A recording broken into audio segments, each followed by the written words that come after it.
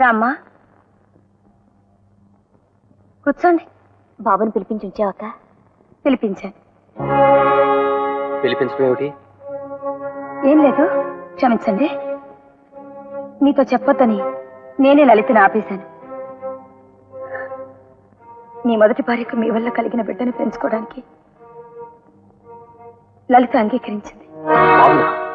అవునండి, ఆ తల్లి తన బిడ్డని మనకు త్యాగం చేస్తుంటే పెంచుకోవడం పెద్ద విశేషమా? శాంతి, బాబు చూడు, మీ అమ్మ నాన్న వచ్చారు.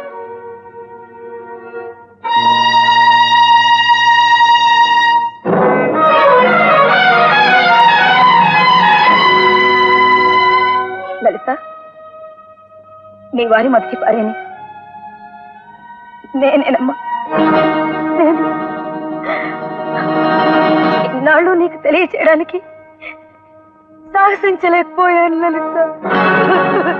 నా బాబుని పెంచుకోలేకు, వాడి బాధ్యతను భరించలేకో నేను వాడిని నీకివ్వటం లేదమ్మా. ఇంతకాలం వాడి ముత్తు మురిపాలు నేను ఆనందించాను, అందులో సగం ఆయనకి చెందాలి కదా.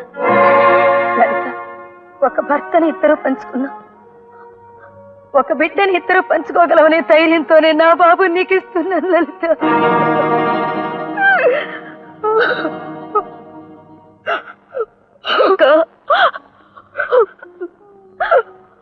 కుట్రాన్ని నన్ను ఒక బిడ్డకు తల్లిని చేసిన పుణ్యాత్మురాలు నా కంటికి కనిపించకుండానే పోతుందేమో అని కంగారు పడ్డాను.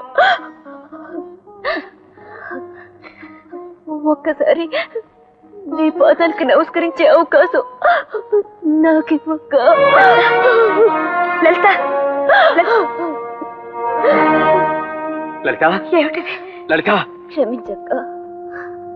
నిన్న నువ్వు బాబు గురించి నాతో చెప్పినప్పుడు నీ ఆందోళన నేను అర్థం చేసుకున్నాను. ఇంత ఉత్తమరాలువి, ఇంత సంస్కారవంతురాలువి ఒక చిన్న తప్పు చేసినందువల్ల జీవితాంతం ఒంటరిదానివి కావాలా?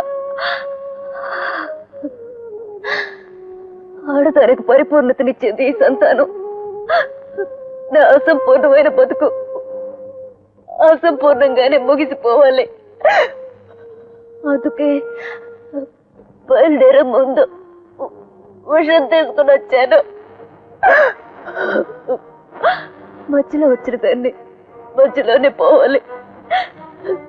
మీ ముగ్గురు సుఖంగా నూరేళ్ళు జీవించండి.